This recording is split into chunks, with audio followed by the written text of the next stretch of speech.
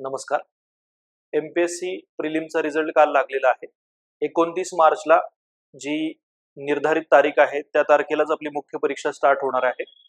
So त्या दृष्टीने एक महिना आणि मुख्य परीक्षेचा पूर्ण एक महिनाभर मुख्य परीक्षा चालणार आहे. सो त्या दृष्टीने नियोजन कसं असायला पाहिजे, काय करता येऊ शकतं या एक महिन्यामध्ये, काय करता येऊ शकणार नाही, याचा सेन्स ओव्हरऑल प्लॅनिंग कसं असायला पाहिजे या दृष्टीने हा व्हिडिओ आहे. व्हिडिओमध्ये किंवा आपण प्लॅनिंग मध्ये पुढे जाण्याच्या आधी एक एमपीएससीचं शेड्यूल थोडंसं बघूया परीक्षेचं. 29 मार्चला भाषा पेपर 1 आणि पेपर 2 नी परीक्षेची सुरुवात होणार आहे. म्हणजे बहुतांश लोकांच्या संदर्भामध्ये मराठी आणि इंग्रजीचा तो पेपर असणार आहे. क्वालिफाईंग पेपर आहेत ज्याच्यामध्ये तुम्हाला 300 पैकी 75 मार्क मिळवणं पास होण्यासाठी गरजेचं असतं. सोपे पेपर असतात हे. रिलेटिव्हली एक एसे, काही ग्रामर अशा गोष्टी लिहाव्या लागतात. त्याच्याबद्दल आपण सेपरेटली बोलू. पण हा पेपर मोस्ट ऑफ द लोकांना फार प्रॉब्लेमॅटिक जाणार नाही. पॅसेजेस वरचे उत्तर असणं, सारांश लेखन असणं अशा गोष्टी त्याच्यामध्ये आहेत. भाषांतरासारख्या प्रश्न आहेत. त्यानंतर एक आठवड्याभरानंतर म्हणजे 29 मार्चला हे क्वालिफाईंग पेपर झाल्यानंतर 5 एप्रिलला आपला खऱ्या अर्थाने 1750 मार्कांमध्ये ज्याचे मार्क्स काउंट केले जाणार आहेत तो 5 एप्रिलला निबंधाचा पेपर होणार आहे, एसेचा पेपर. त्याच्यानंतर पुन्हा 13 दिवसाचा म्हणजे जवळपास 2 आठवड्याचा गॅप आहे. 18 एप्रिलला सामान्य अध्ययन 1 GS1 आणि GS2 याचे पेपर आहे. 19 एप्रिलला GS3 आणि GS4 चा पेपर आहे. साधारणतः 9 ते 12 सकाळी आणि 2 ते 5 असे पेपर असतात. सो 18 आणि 19 तारखेला GS1, GS2, GS3, GS4 असे 1000 मार्क चे पेपर होणार आहेत. त्याच्यानंतर पुन्हा एकदा एक आठवड्याचा गॅप आहे. 26 एप्रिलला परीक्षेचा शेवटचा दिवस आहे ज्याच्यामध्ये तुम्हाला वैकल्पिक विषयाचा ऑप्शनलचा पेपर आहे. पेपर 1 आणि पेपर 2 दोन्ही एका दिवशी असतील. सो साधारणतः असं जवळपास एक महिना चालणारं हे शेड्यूल आहे. त्या दृष्टीने आता तुमच्या समोर पुढचं महिनाभराचं आणि त्याच्यानंतर एकदा 29 मार्चला परीक्षा सुरू झाल्यानंतर तुमचं प्लॅनिंग कसं असायला पाहिजे याच्या दृष्टीने काही गाईडलाईन्स तुम्हाला सांगायच्या आहेत. आता एक गोष्ट लक्षात घ्या की आता बऱ्याच अशा गोष्टी असणार आहेत की अरे मी प्रिलिम तर क्लिअर झालो, मी मार्जिन वरती होतो किंवा मला मार्क्स तर येणार होते किंवा आलेले आहेत पण मी मेन्स तितकं काही केलं नाही. अशा बऱ्याच इफ्स अँड बट्स असणार आहेत. सो त्या इफ्स अँड बट्स मधून बाहेर पडा आणि पुढच्या 30 दिवसांमध्ये काय करता येईल, पुढच्या त्याच्यानंतर परीक्षा सुरू झाल्यानंतर आपल्याला नक्की काय करता येईल त्याचा विचार करा. जर तुमच्या समोर हीच एक्झाम इमिजिएट टार्गेट मध्ये असणार आहे तर काय करता येऊ शकतं याचा विचार असायला पाहिजे. टू आयडियलिस्टिक वेनी नाही जायला पाहिजे. कारण ही एमपीएससी ची डिस्क्रिप्टिव्ह एक्झाम अशा पॉइंटला येते की ज्याच्यामध्ये ऑलमोस्ट तुमची जी रिलेटिव्ह कॉम्पिटिशन आहे ती तितकी प्रिपेअर्ड नाहीये. मग आपण म्हणू जे विद्यार्थी चांगले मार्क्स मिळवत आहेत पण मग त्यांना तितकं डिस्क्रिप्टिव्हचं तितकं बॅकग्राऊंड नाही, तितकं डिस्क्रिप्टिव्हचा अभ्यास नाही, याच्याबद्दल आपण बऱ्याच वेळा बोललेलो आहे. त्यामुळे मी ते काही रिपीट करत नाहीये. याच्या पुढच्या 30 दिवसांमध्ये तुमच्या डोक्यात एक गोष्ट फिक्स असायला पाहिजे, ती आहे रिलेटिव्ह कॉम्पिटिशन आणि कंपेरेटिव्ह ऍडव्हान्टेज. की बाबा माझी जी स्पर्धा आहे ती कुणाशी आहे, त्या लोक कुठपर्यंत पोहोचलेली आहेत आणि कंपेरेटिव्ह ऍडव्हान्टेज. मी या 7 पेपरमध्ये 250 मार्काच्या 7 पेपरमध्ये कुठे रिलेटिव्हली जास्तीत जास्त मार्क्स मिळवू शकतो. म्हणजे एसे हा माझा डोमेन आहे का, ऑप्शनल हा माझा डोमेन आहे का, की GS1 to 3 मधले काही एरियाज मी पिक करू शकतो आणि त्याच्यात रिलेटिव्हली चांगले मार्क्स मिळवू शकतो. हे आधी स्वतःच्या लेवलला आयडेंटिफाय करा. एखादा कोर्स आहे म्हणून फक्त तो करू नका. त्याच्या पलीकडे जाऊन तुमचं स्वतःचं आधी एक असेसमेंट करा की मी कुठे स्टँड करतो. नॉनदलेस पण एक गोष्ट लक्षात घ्या की ज्या प्रकारे आतापर्यंत एमपीएससीच्या डिस्क्रिप्टिव्हच्या एक्झाम झालेल्या आहेत, मग त्या FSOच्या असतील, ऍग्रिकल्चरच्या असतील, फॉरेस्टच्या असतील, यातून एक गोष्ट लक्षात येते की काही विषयांमध्ये आपल्याला ऍस्पिरेशनल राहावं लागेल. खूप जास्त मार्क्स मिळवता येतील का याचा विचार करावा लागेल. मग मी म्हणेन त्याच्यामध्ये ऑप्शनल आहे, एथिक्स आहे आणि एसे आहे. हे 1000 मार्क मला पर्सनली असं फील होतंय की किंवा वाटतंय की हे डिटरमाइनिंग ठरणार आहे. का बरं? कारण बघा जे मोस्ट ऑफ द लोक ऑब्जेक्टिव्हची आतापर्यंत तयारी करत होते त्यांना GS1, 2, 3 मधलं उत्तर लिहिता येणार आहे बघा. एकदा तुम्ही मेन्सच्या हॉलमध्ये बसले तर समोर आलेला प्रश्न, मी म्हटलं की प्रिएम्बलचं महत्व सांगा, फंडामेंटल राईट आणि directive principle of state policy मध्ये काय फरक आहे, GS1 मध्ये काही हिस्ट्रीचे प्रश्न आहेत. मी काही ना काहीतरी प्रिलिमला वाचलेलं आहे, मी काही ना काहीतरी केलेलं आहे, मी लिहिण्याचा प्रयत्न करणार आहे, कारण चॉईस नाही ना, मी मेन्स मध्ये बसलेलो आहे. सो GS1, 2, 3 मध्ये रिलेटिव्हली, अर्थात तिथे पण आपल्याला काही काम करायचंय, मी त्याच्याबद्दल बोलणार आहे, बट तिथे तुम्हाला कॉम्पिटिशनला बीट करणं आणि तो रिलेटिव्ह मार्जिन मिळवणं हे थोडंसं अवघड जाणार आहे. पुन्हा पुन्हा प्रिलिम क्लिअर करणारी लोक आहेत, त्यांनी सुद्धा म्हणजे याच्यामध्ये त्यांचा बऱ्यापैकी हातखंडा असणार आहे. हे त्यांना फक्त काय करायचंय, जे ऑब्जेक्टिव्ह मध्ये बघितले ते प्रश्नांमध्ये लिहायचंय. फरक कुठे पडणार आहे की जिथे आपण म्हणू एसे, कारण हा 250 मार्काचा निबंध आहे, आधी खूपच कमी मार्काचा निबंध आपल्याला होता, त्याच्यानंतर ऑलमोस्ट 10 पट जास्त मार्कांनी आता निबंध आहे. ऑप्शनलचा पेपर आहे आणि इथिक्सचा पेपर आहे. ही ते ऑप्शनल मध्ये थोडा नॉलेज बेस लागतो, एसे आणि इथिक्स मध्ये एक्सप्रेशन, अभिव्यक्ती लागतं, तुम्ही कसं लिहिता हे मॅटर करतं. हे लक्षात घेऊन या 3 पेपरमध्ये 1000 मार्कांना टार्गेट करायला पाहिजे. तुम्ही म्हणाल की माझं ऑप्शनल बऱ्यापैकी राहिलेलं आहे, इथिक्स आणि एसेचं मी अजून तितकं केलेलं नाही, मग त्या संदर्भात काय करता येईल, आणि 7 पेपर आता एका महिन्यामध्ये मला कव्हर करायचे आहेत, रिवाइज करायचे आहे, काही गोष्टी वाचायच्या आहेत, मग मी कसं प्लॅन करायला पाहिजे. तर एक गोष्ट थंबरून लक्षात घ्या, जर आपल्याला ह्या 1000 मार्कांमधून जास्तीत जास्त मार्क मिळवायचे आहेत, तर आपल्या याच्या पुढे 29 मार्च पर्यंत डेली बेसिसवरती, डेली शेड्यूल मध्ये या 1000 मार्कांचा काही ना काहीतरी अभ्यास तुम्ही इन्क्लूड केला पाहिजे.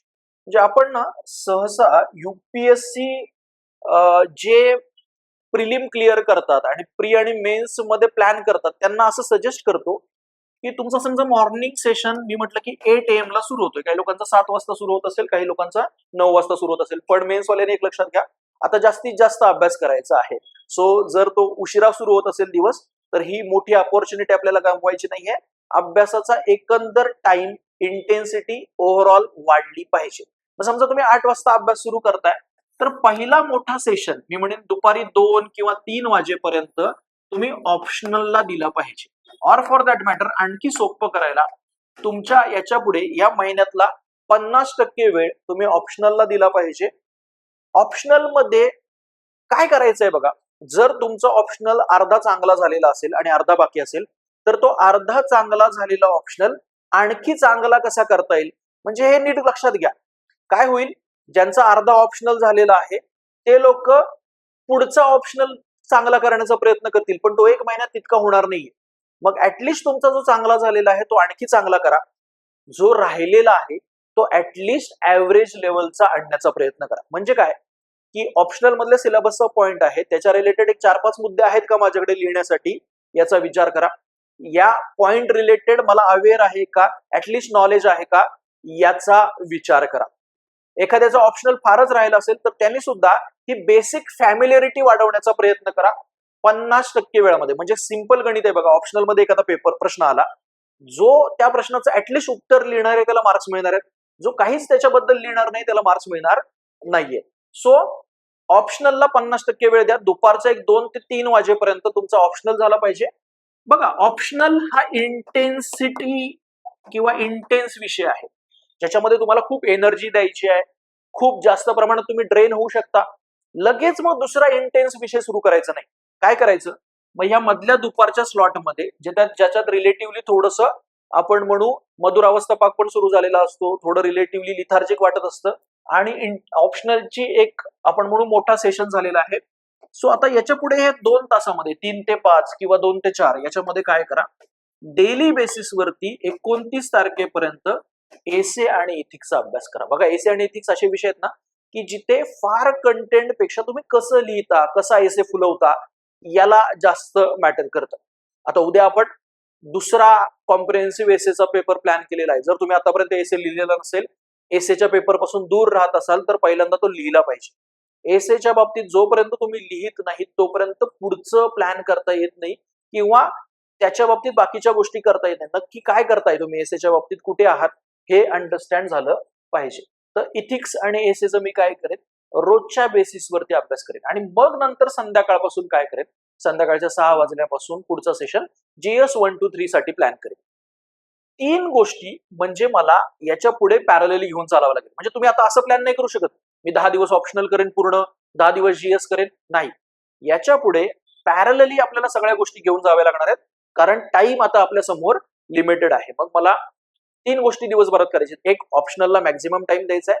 एसे ethics as a refreshing activity, मला थॉट प्रोसेस, शांतता याच्यासाठी आणि ओव्हरऑल चांगले मार्क मिळवण्यासाठी एसे इथिक्स दुसरा मध्ये प्लॅन करायचा आहे. आणि त्याच्यानंतर तिसरा विषय तुमचा कोणता असायला पाहिजे, तो म्हणजे GS 1 to 3 मधला. मग आता त्यात बघावं लागेल की यातले मेन स्पेसिफिक पॉईंट कोणते आहेत, कोणत्या विषयावरती मला लिहिता येऊ शकतं, कोणत्या विषयावरती मला लिहायला अवघड जाऊ शकतं. तुम्हाला हा जो शेवटचा सेशन आहे तो प्लॅन करण्यामध्ये आम्ही थोडीफार मदत केलेली आहे. म्हणजे आपण एक टेलिग्राम ग्रुप पण तयार केलेला आहे की जे लोक मेन्सला क्वालिफाय झालेले आहेत, कालच आपण अनाउन्समेंट केलेली आहे की कंटेंट इनरिचमेंटची, रिव्हिजनची आणि व्हॅल्यू एडिशनची एक बॅच आपण घेऊन येतो आहे, ज्याच्यामध्ये तुम्हाला मेन स्पेसिफिक पॉइंट आहेत, सिलेबस मधले पॉइंट आहेत, त्याच्यात एक्झॅक्टली काय लिहायचं किंवा असं काय लिहायचं की ज्याने जास्त मार्क्स मिळू शकतात, याच्याविषयीचा एक अवेअरनेस दिला जाणार आहे. सो त्याची सुरुवात बघा, प्रॉपर टाइम टेबल तुम्हाला मार्च एंड पर्यंतच आणि नंतर मग एप्रिल पर्यंतच दिलेलं आहे. आता ह्याच्यामध्ये आपण काय केलंय, जे मेन स्पेसिफिक टॉपिक आहेत, जसं की इंडियन सोसायटी आहे भारतीय समाज GS 1 मध्ये, GS 2 मध्ये गव्हर्नन्स आहे, इंटरनल सिक्युरिटी आहे GS 3 मध्ये, GS 4 चा इथिक्सचा पेपर आहे, या पेपरला पहिल्यांदा प्रायोरिटी घेतली, या टॉपिकला पहिल्यांदा प्रायोरिटीवरती घेतलंय. आणि असे टॉपिक ना जे आपण प्रिलिमला याच्या आधी केलेले सुद्धा आहेत, जॉग्राफी, मॉडर्न इंडिया, ते आपण 5 एप्रिल नंतर म्हणजे एसेचा पेपर झाल्यानंतर ठेवलेले आहेत, जेणेकरून त्याच्यात तुम्हाला ऍटलिस्ट आयडिया तरी आहे काय लिहायचं. पण हे जे विषय आहेत, भारतीय कला आणि संस्कृती, आर्ट अँड कल्चर, MPSCच्या आधीच्या पॅटर्न मध्ये हा इतका महत्वाचा टॉपिक नव्हता किंवा बिलकुलच नव्हता. सो त्याच्यामध्ये काय लिहायला पाहिजे, काय बेसिक बेअर मिनिमम कंटेंट तुमच्याकडे असायला पाहिजे, या दृष्टीने हा प्लॅन बनवलाय. मग आता तुम्ही काय करायला पाहिजे बघा, की सकाळच्या सेशनमध्ये ऑप्शनल केला, दुपारच्या सेशनमध्ये इथिक्स आणि एसे केला. जर समजा इथिक्सचा तुम्ही आतापर्यंत काहीच अभ्यास केलेला नसेल, तर या प्लॅन मध्ये आपण 3 लेक्चर इथिक्सचे ठेवलेत. पण तुम्हाला असं वाटतं की नाही, बिलकुलच शून्य आहे मी इथिक्सच्या बाबतीमध्ये, तर काही दिवसांपूर्वी आपली इथिक्सचा क्रॅश कोर्स सुरू झालेला आहे मेन्स 2025 साठीचा, जो ऍप वरती अवेलेबल आहे. आता एक 5-6 लेक्चर त्याचे झालेले आहेत आणि 3 ते 4 लेक्चर त्याचे बाकी आहेत. म्हणजे 10 लेक्चर मध्ये ते कव्हर होणार आहे, तुम्ही ते सुद्धा पाहू शकता. सोमवारी 2 मार्चला ही बॅच सुरू होणार आहे, ज्याच्यामध्ये भारतीय समाज, इंडियन सोसायटी या टॉपिक पासून आपण सुरू करणार आहोत. म्हणजे संध्याकाळी त्याचं लेक्चर असेल, त्या लेक्चरमध्ये प्रत्येक सिलेबस पॉइंट वरती मी तुम्हाला इंडियन सोसायटीच्या सांगेन की या पॉइंट मध्ये काय पाहिजे, डेफिनेशन कोणती तयार असायला पाहिजे, कीवर्ड्स कोणते पाहिजे आहेत, कोणते एक्झाम्पल तुम्ही देऊ शकता, असं काय लिहिलं किंवा असं काय काढलं डायग्रामच्या स्वरूपात की तुम्हाला या पॉइंटला जास्त मार्क मिळू शकतात. मग समजा आपलं लेक्चर त्या संध्याकाळचं झालं की तुम्ही काय करायला पाहिजे, लगेच त्या पॉइंटला रिवाइज करायला पाहिजे. एक प्रकारे भारतीय समाज माझ्यासाठी त्या पॉइंटला संपलेला असेल. मग 3 मार्चला गव्हर्नन्सचा पॉइंट आहे GS 2 मधला. बघा आता ह्याची रचना अशी केली आहे ना, भारतीय समाज हा निग्लेक्टेड पॉइंट आहे इंडियन सोसायटी, पण UPSC 75 ते 90 मार्काचे प्रश्न त्याच्यावरती विचारते. आणि भारतीय समाजाचं आकलन तुम्हाला एसे पेपर लिहिताना, इथिक्सचा पेपर लिहिताना पण कामाला येतं. गव्हर्नन्स GS 2 मधला पॉइंट आहे, साधारणतः 75 मार्क या पण घटकावरती UPSC विचारत आलेली आहे. MPSC ते किती फॉलो करेल हे आपल्याला माहित नसलं तरी सुद्धा हे पॉइंट महत्वाचे आहेत. म्हणजे ज्याला आपण म्हणतो ना, ज्या पॉइंट मध्ये कॉस्ट बेनिफिट जास्त आहे असे हे पॉइंट आहेत. रिलेटिव्हली तुम्ही इथे एफर्ट दिले तर ते काय होणार आहेत, रिफ्लेक्ट होणार आहेत. त्यानंतर राज्य व्यवस्थेचं 4, 5 आणि 6 मार्चला लेक्चर आहे. राज्य व्यवस्थेवरती, पॉलिटीवरती साधारणतः 125 मार्काचे प्रश्न GS 2 मध्ये विचारले जातात. आता हे जे पॉइंट आहेत ना, तुम्ही प्रिलिम मध्ये केलाय, पॉलिटी बऱ्यापैकी आपण परत रिवाइज केलाय, इथे काय करणार आहोत आपण, ते मेन स्पेसिफिक करणार आहोत. नक्की मुख्य परीक्षेत काय लिहायला पाहिजे, कसे प्रश्न आले पाहिजेत, म्हणजे ह्या सगळ्या सेशन्स मध्ये प्रश्न कसे येऊ शकतात, त्याचं स्ट्रक्चरिंग काय पाहिजे, त्या प्रश्नाच्या डिमांड मध्ये काय लिहायला पाहिजे, याच्यावरती आपला एम्फसिस असेल. त्यानंतर भारतीय कला आणि संस्कृतीचं 7 आणि 9 मार्चला लेक्चर असेल सुशील कुमार अहिरराव सरांचं, ज्यांचं या विषयावरती पुस्तक सुद्धा आहे, त्यांचं त्याच्यावरती सेशन असेल.